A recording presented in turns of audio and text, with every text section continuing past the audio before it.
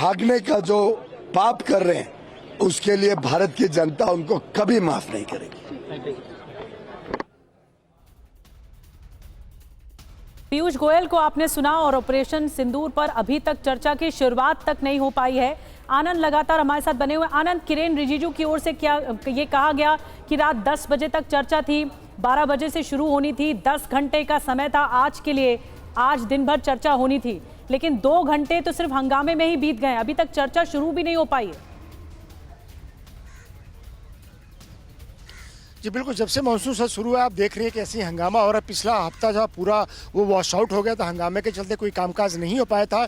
दोनों पक्ष में सहमति बनी थी कि सोमवार से लोकसभा की कार्रवाई शुरू होगी, चलेगी और उसमें ऑपरेशन सिंदूर पर चर्चा कराई जाएगी।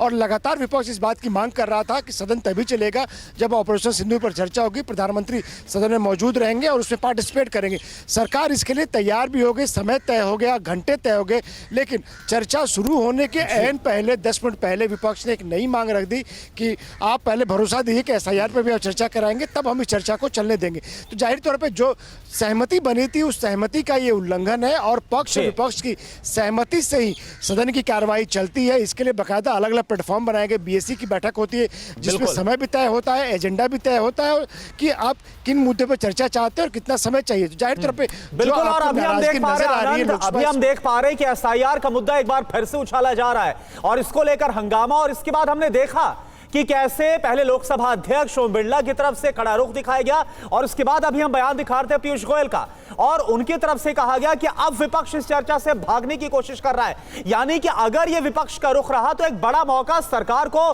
सत्ता पक्ष को इस पूरे मुद्दे पर मिल जाएगा।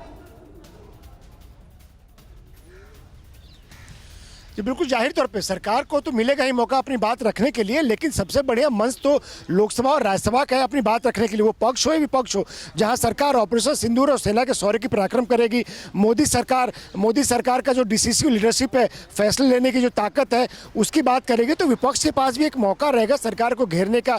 भले वो ट्रंप का बयान को लेकर मामला हो, अचानक सीज फायर का मामला हो, ये 4 आतंकी कहाँ है जिन्होंने पहलगाम आतंकी घटना को अंजाम दिया था, ये तमाम मुद्दे हैं। तो विपक्ष को भी एक मौका मिलेगा, लेकिन जाहिर तौर पे विपक्ष की जो रणनीति है वो कहीं न कहीं यह है कि ऑपरेशन सिंदूर को लेकर सरकार कहीं न कहीं, सरकार के जो वक्ता हैं वो अपनी वाहवाही करेंगे, सरकार के कसीदे पढ़ेंगे, प्रधानमंत्री नरेंद्र मोदी की तारीफ की जाएगी। तो उससे बेहतर है कि क्यों नहीं आप एसआईआर पर भी एक भरोसा ले लो कि एसआईआर के मुद्दे पर भी सरकार चर्चा कराएगी।